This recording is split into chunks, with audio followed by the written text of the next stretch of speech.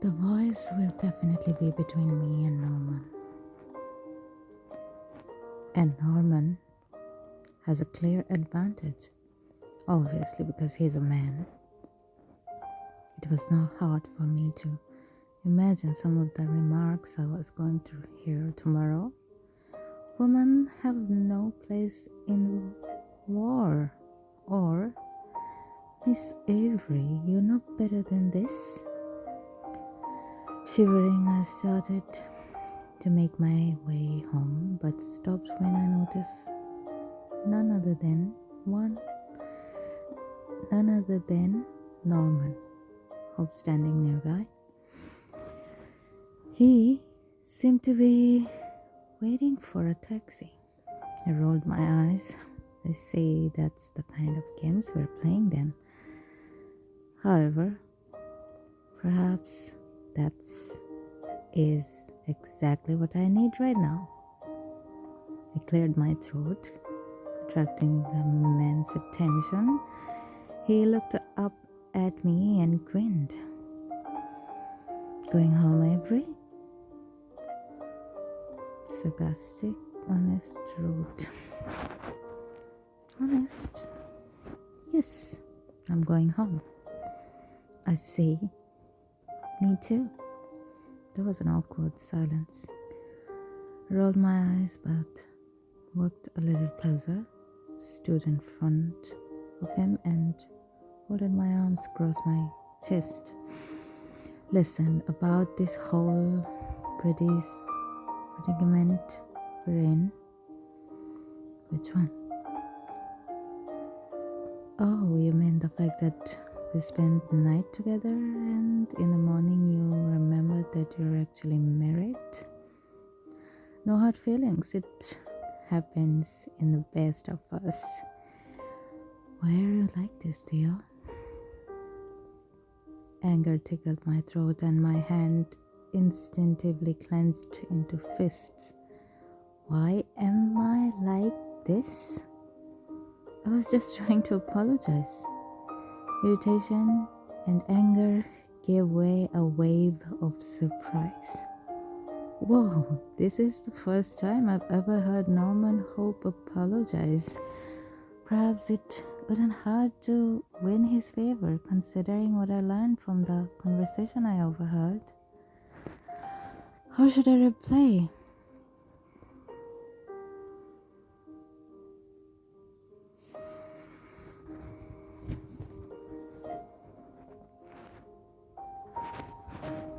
Leave it, Norman. I understand you want to clear your consciousness or whatever, but I'm not interested. You acted like a scumbag. That's what you get. Cynic. Well, that's about the reaction I expected. Okay, then forget it. Norman, he said, but the way you reacted. Norman waved his hand and walked down to the street. I need to talk to him about the conversation I overheard. Oh, he's definitely not going to hear you. Swallowing my pride, I called out to my colleague and failed over. Hey, Hope, wait. He came back and looked at me confused. Have you heard about what's happening in Europe? Some prince was shot. It was an archduke. Well, so what? What's going to be a war? There's going to be a war. He titled his head slightly and raised an eyebrow as to say that he didn't understand where I was going with this. I found out that Kraus is going to send one of us over there as a war correspondent. Wow, housewives' secret and articles on war? That's a strange combination. I don't think you understand the scale of this conflict. The German Empire stood I stopped short, noticing the lack of interest on Norman's face. It doesn't matter, I wanted to ask. If they send you, will you go? He chuckled. Oh, I see what this is all about. Hopefully, I look into his eyes. A stifling, nasty, and anxious feeling sprayed inside me. It was unpleasant. I feel at his mercy again. I'm not sure. It would be stupid to turn down such an opportunity, don't you think? It's not even your field. You've never been interested in politics. So what? I might want to start getting interested. A trip to Europe, all paid for by the magazine, is a great motivation to broaden your horizon.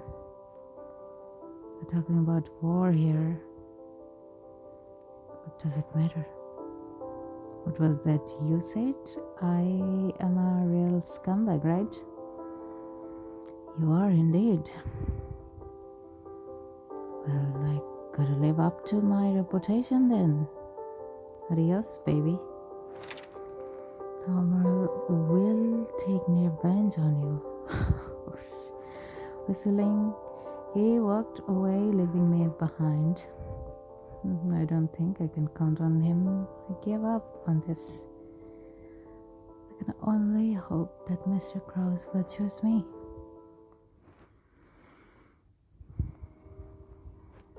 The next day, as expected, Mr. Krause summoned Norman and me to his office. Mr. Hope, Miss Avery, I have some news for you.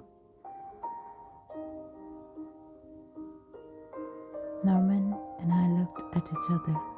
He grinned maliciously, and I pursued my lips, trying to hide my irritation. Yesterday, I received a call from Mr. Grumish, our director. As you know, that situation in Europe is heating up more with each passing day. The management believes that Housewife Secret needs its correspondent there, someone who will be able to report directly from the field. I feigned surprised. Of course, wars are not our focus at all. However, Mr. Grumish is aware that most of our competitors sent their men. Besides, it seems that a large number of countries will be involved in the conflict. Everyone will be talking about this war. Therefore, it was decided that Housewife Secret should not be left out. Mr. Garmish asked me to pick an employee to represent our magazine in Europe. I have narrowed it down to you two. It wasn't an easy decision for me, but here we are. Miss Avery. I held my breath. My finger gripped the fabric of my skirt. I have settled on you. Oh.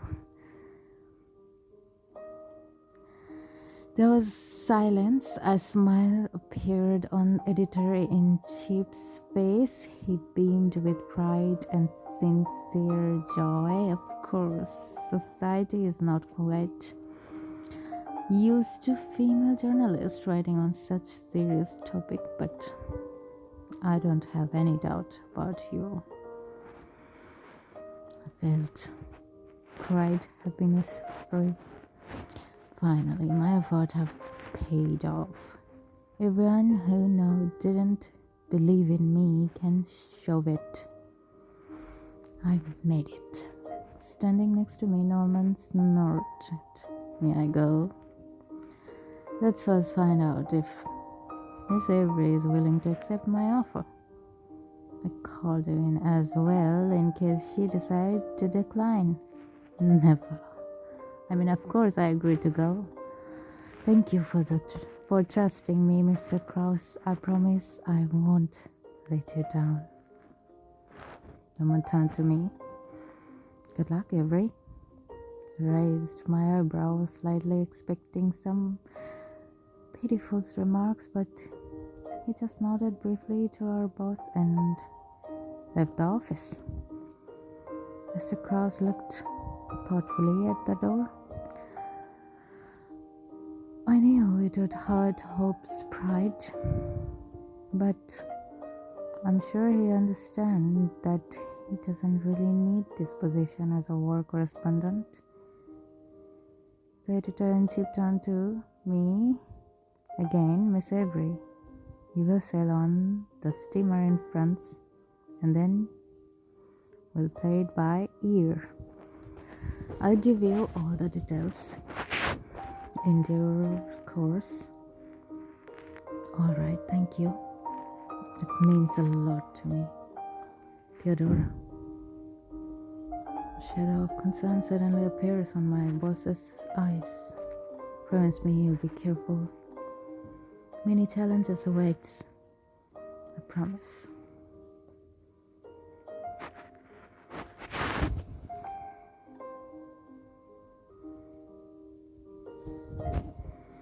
I left Mr. Krause's office nearby, holding back a smile. The following weeks were spent in preparation for my trip to Europe.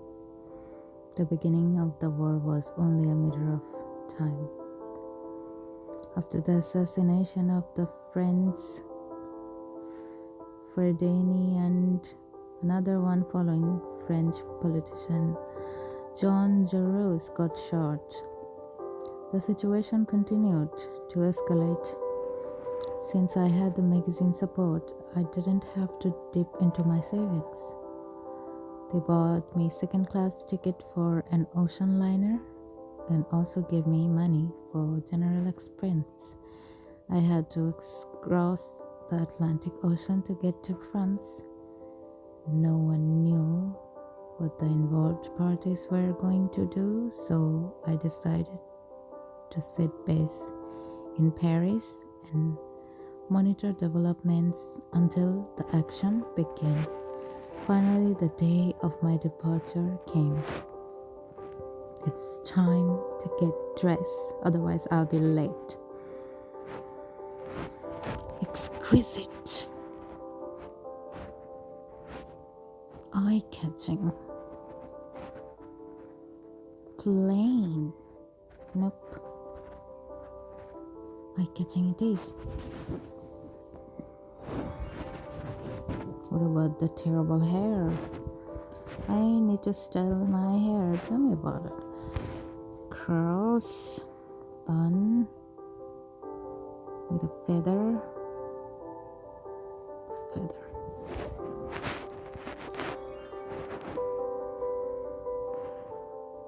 I'm ready to go. After looking at myself in the mirror, I took 2 suitcases filled with everything I needed. I looked around the room where I had spent the last 2 years.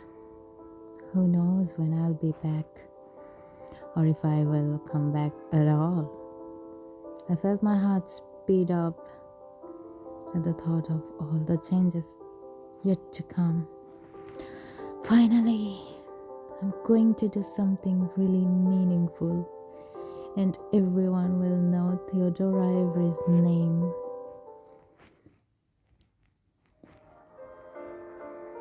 The bright summer sun was blazing. There was almost no wind.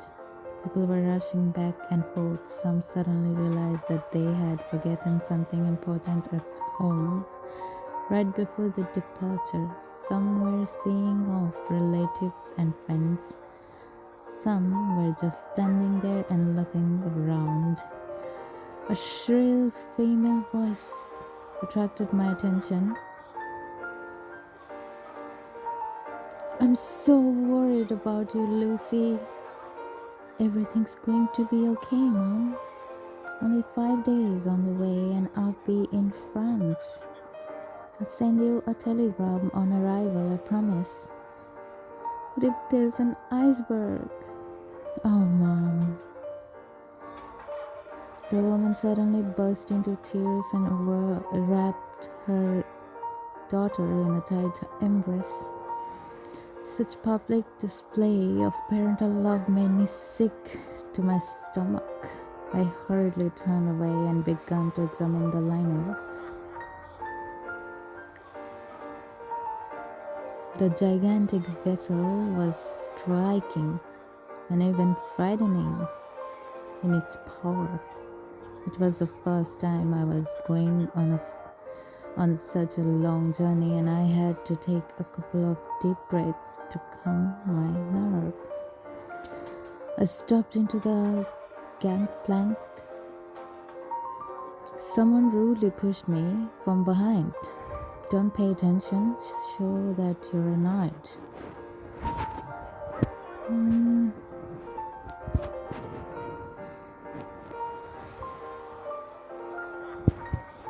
I decided to ignore them and continue to walk into the ship. I won't waste my time with pointless squabbles. Romantic? How cozy. Once in my cabin, thinking about the upcoming days of sea travel made me feel happy. I settled in my temporary heaven. The ship soon set off, marking the beginning of my journey. Almost half of the space in one of my suitcases was filled with various notebooks and newspaper clippings.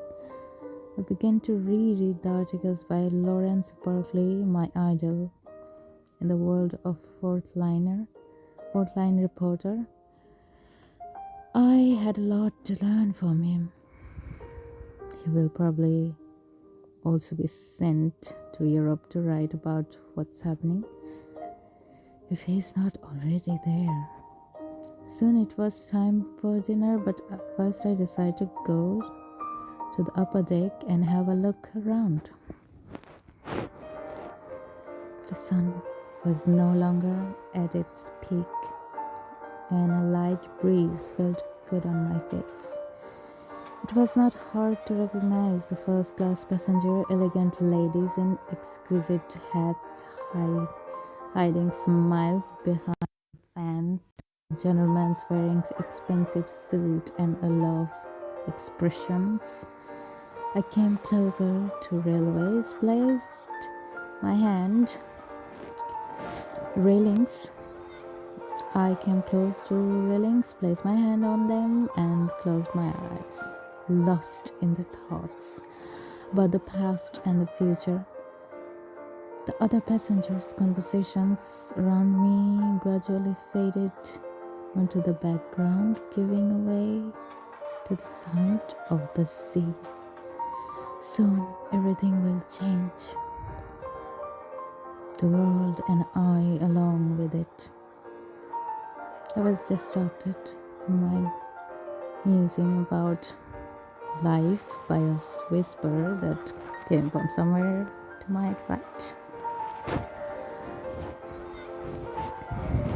Yes, but Nikolai must not find out about it. It seems that eavesdropping is becoming a habit of mine. We won't find out. We'll spare no effort.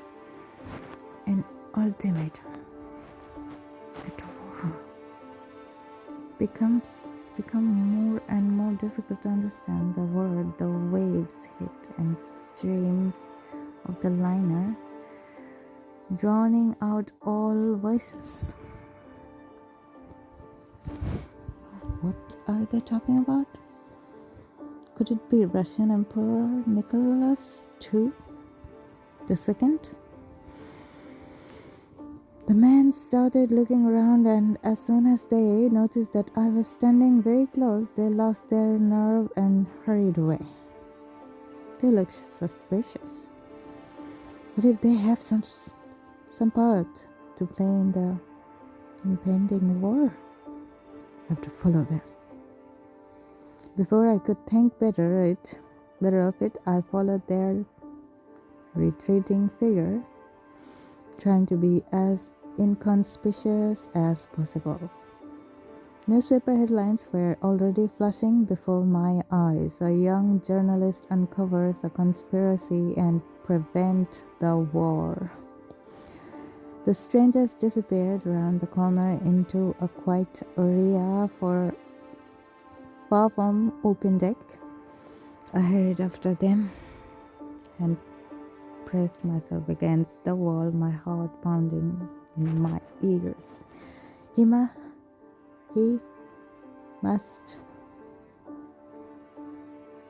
death. Suddenly I felt a heavy hand on my shoulder. What are you doing here?